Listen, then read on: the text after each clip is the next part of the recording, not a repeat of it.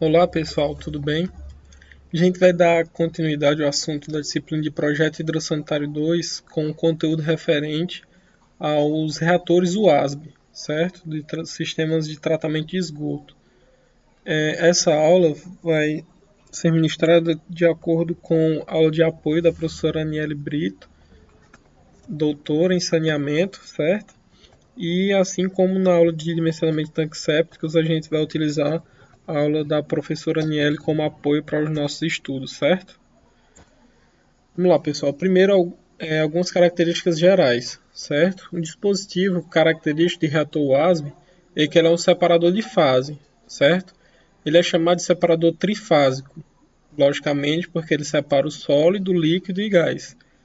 Ele divide o reator, esse reator se divide na parte inferior, que a gente chama de zona de digestão, do leito e manta de lodo, e na parte superior, que é conhecida como zona de sedimentação, certo? A principal função do separador de fases é manter o lodo dentro do reator, que vai possibilitar com que o sistema seja operado com tempo de retenção de líquidos bastante superiores ao tempo de determinação hidráulica, certo? Então, basicamente, assim como o dimensionamento do tanque séptico a gente viu na aula passada, o reator WASB ele tem essa função de separador de fases, porém ele tem algumas vantagens referentes ao outro sistema, que são critérios de área, por exemplo, e algumas desvantagens, que são a questão do orçamento, né, da questão financeira, que ele demanda bem mais recursos para a sua construção e elaboração. Porém, ele é mais eficiente no seu processo de separação de fases, ok? Então, ó, a gente tem esse esquema aqui desse processo que ocorre nesse reator WASB. Como vocês podem ver pela legenda, as bolinhas brancas são as bolhas de gás e as circunferências pretas são as bolinhas de lodo. Ele tende ao lodo sedimentar no fundo e o gás ficar alojado na parte superior, certo? Basicamente, pessoal, tem o separador trifásico, que é esse material que aparenta forma triangular, que tem algumas pequenas aberturas que são decantadores. Qual a principal função disso? Separar o líquido do gás. Então, o líquido, que é esse decantador, vai ficar nas partes externas e o gás, que são essas circunferências brancas, vão ficar nesse centro, certo? Obviamente, a parte sólida, que são basicamente partículas de lodo, vão sedimentar no fundo, certo? E aqui a gente tem algumas etapas ou classificações dentro desse sistema.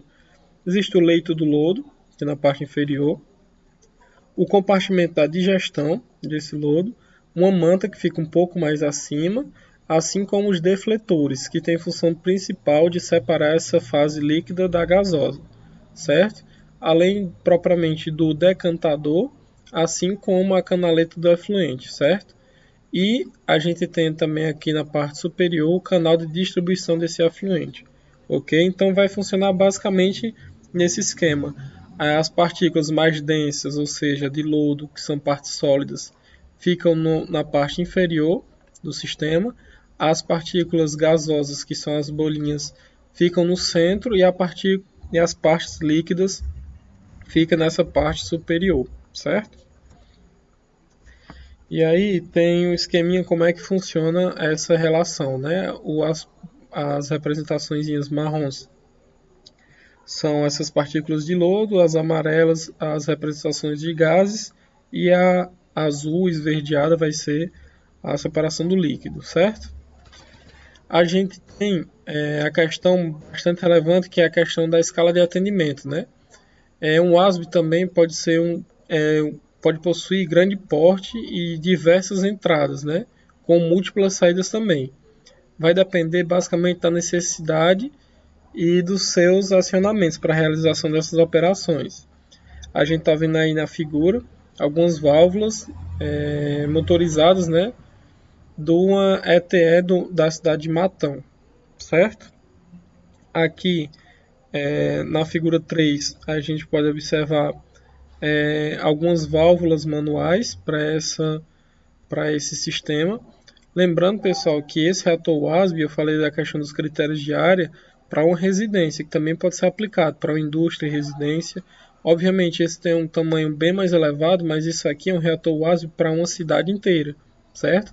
Se a gente comparar os requisitos de área de um reator WASB com uma questão de sistemas de lagoa, do modelo australiano, né, que é o que tem aqui em Juazeiro do Norte, ele tem um requisito de área infinitamente menor, né?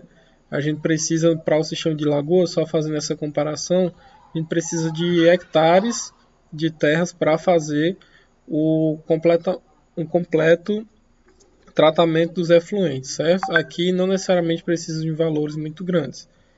Aqui no lado a gente tem ampliado essas imagens que são as válvulas manuais de remoção da escuma, certo? Desse lodo.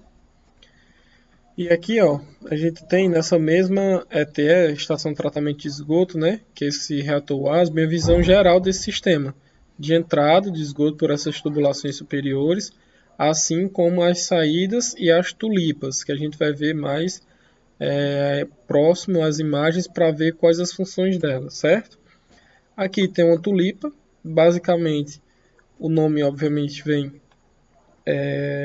originário da flor, né? E ela tem a função principal de facilitar na manutenção e operacionalidade do sistema. Como assim, professor? Em cada uma dessas pétalas da tulipa, né, como a gente pode ver, há uma derivação desse esgoto em tratamento e é uma tubulação que vai derivar para o sistema de tratamento. Então, se houver algum entupimento, alguma manutenção que possa ser realizada manualmente, ela vai facilitar bastante esse processo por esse formato de fabricação e de aplicação dela, certo? Aí a gente tem alguns trabalhadores operando, né, nas tulipas, fazendo a remoção de algumas impurezas que possam ser necessárias e fazendo esse desentupimento, né, desse bocal de entrada, certo? E aqui, ó, um problema muito relevante que ocorre nesse sistema é o problema da escuma, certo?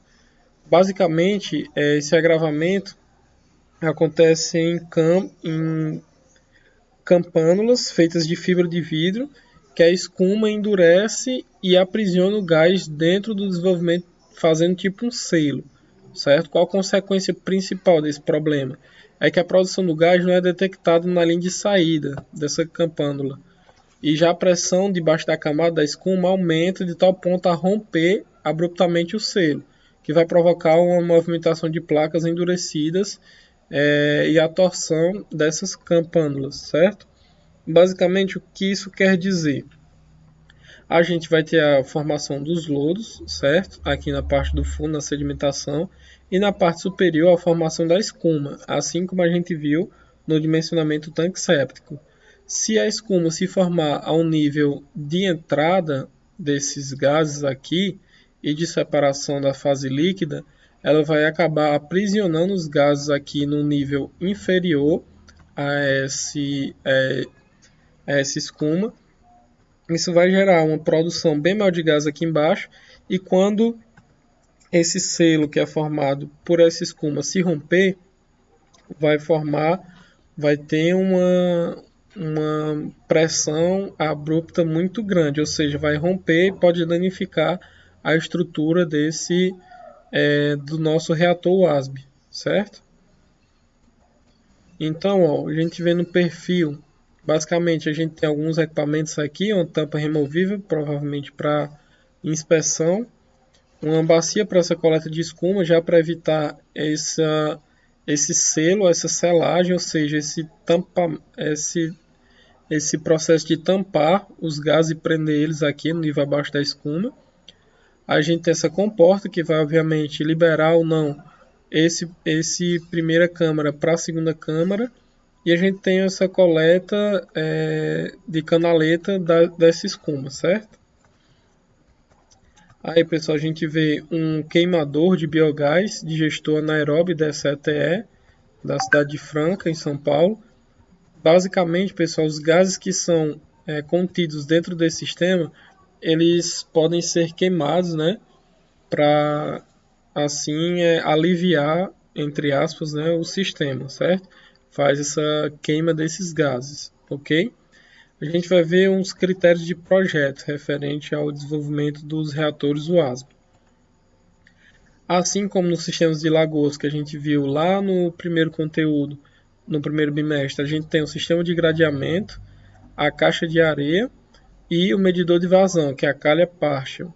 Esse material, obviamente, está adaptado do von Sperling, 96. Esses três equipamentos são considerados o tratamento preliminar, ou seja, o gradeamento, a caixa de areia e a calha partial fazem parte do tratamento preliminar. Após esse tratamento, é necessário que haja uma altura mínima da lâmina de água para que não ocorra a extravasão do líquido, no caso do esgoto aqui, dentro do nosso sistema, certo? Basicamente, via de regra, a velocidade que deve ser transportada esse fluido dentro do sistema é uma velocidade entre 0,4 a 0,75 metros por segundo, ok? Assim como a variação dentro desse sistema não deve ultrapassar esses parâmetros aqui, certo? Entre 0,25 e 0,40.